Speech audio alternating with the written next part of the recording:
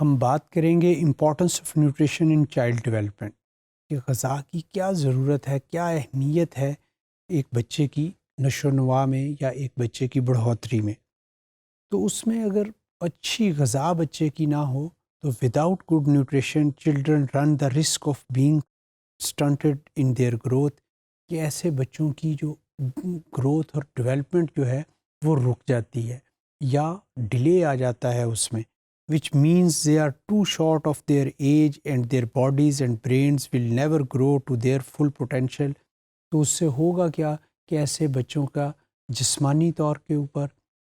نفسیاتی طور کے اوپر یا دماغی طور کے اوپر وہ اپنے بچے جو آپ کے بچے جو ہیں وہ اپنے ایج کے لحاظ سے اتنے میچیور نہیں ہوں گے، نہ جسمانی پوائنٹ آف ویو کے ساتھ نہ ذہنی پوائنٹ آف ویو کے ساتھ۔ تو دونوں کی بجائے جتنی میچیورٹی اس ایج میں ہونی چاہیے اس سے ایج کے مطابق میچیور نہیں ہوں گے۔ رفلی 1 in 3 چلڈرن ان لو اور مڈل انکم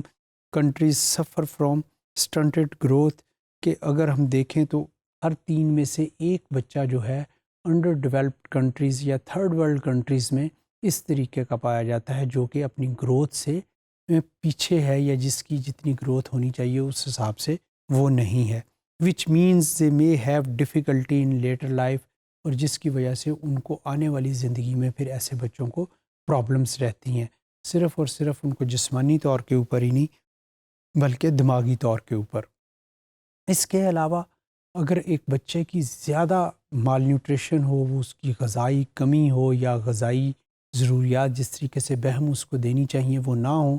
تو ایکیوٹ مال نیوٹریشن میں also result in wasting and affect 1 in 13 children worldwide, کہ ہر دنیا میں 13 میں سے ایک بچہ اگر دیکھیں تو وہ ایکیوٹ بہت زیادہ مال نیوٹریشن کا وہ شکار ہے۔ This is likely to happen from lack of food as well as side effect of disease, کہ یہ صرف اور صرف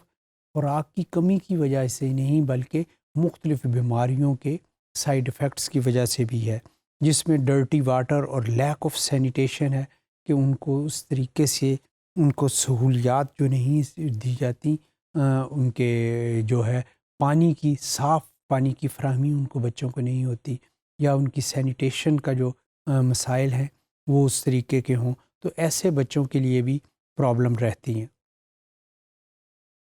wasting is common in emergency situation such as conflict اور natural disasters but can happen at other times, کہ یہ بعض اوقات تو یہ خدائی آفات یا جس کو ہم کہتے ہیں ناگہانی آفات کی وجہ سے ہوتا ہے، مگر یہ اور وجوہات کی بنا کے اوپر بھی ہوتا ہے کہ ہم جو ہے اس کسی چیز کی ویسٹنگ جو ہے وہ کرتے ہیں اور وہ اس میں خیال نہیں رکھتے کہ کس طریقے سے اس کی ویسٹیج ہو رہی ہے۔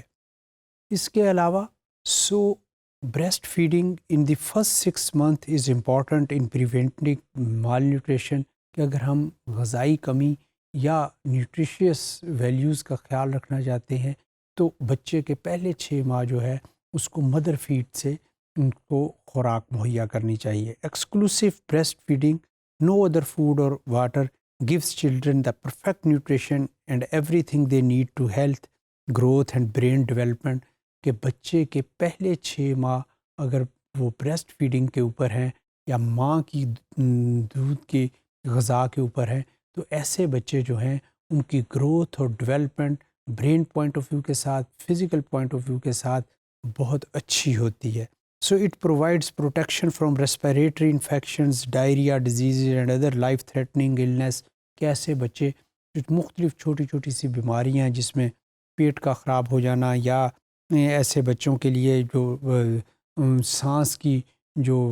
ریسپیریٹری ٹریکٹ میں جو انفیکشنز ہو جاتی ہے وہ والی پرابلمس ہو جانی، تو ایسے بچوں کے اوپر یہ چیزیں اٹیک نہیں کرتی، ان کی امیونٹی زیادہ اچھی ہوتی ہے۔ It can also help to prevent obesity and some non communicable